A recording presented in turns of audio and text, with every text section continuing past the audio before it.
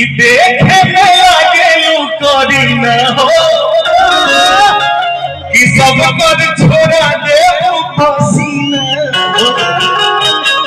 कि देखे में लागे करी न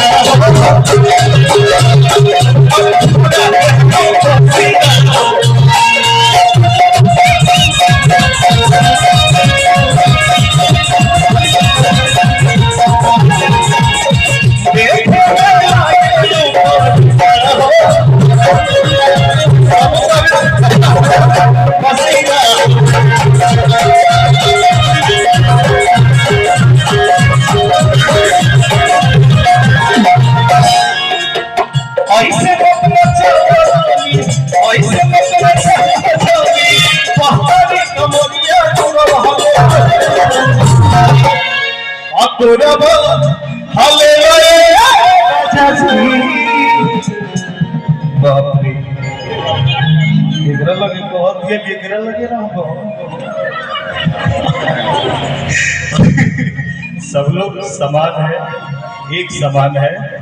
क्या चीज मोहब्बत होगा तो दिक्कत होगा, इसलिए मोहब्बत नहीं, कंटिन्यू काम कीजिए।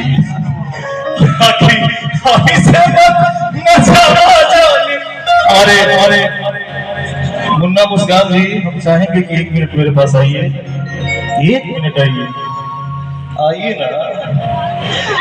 हो आखिर तुम्हें आना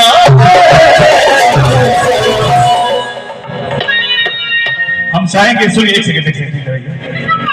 ये भी क्या है कि हम लोग के टीम में MTH जो हम लोग का म्यूजिकल ग्रुप है, इसमें सब लोग गायक है, सब लोग गायक है, बहुत अच्छे गाते हैं हिंदी में, कुछ तब सुनिए ना, भागिए मत ना।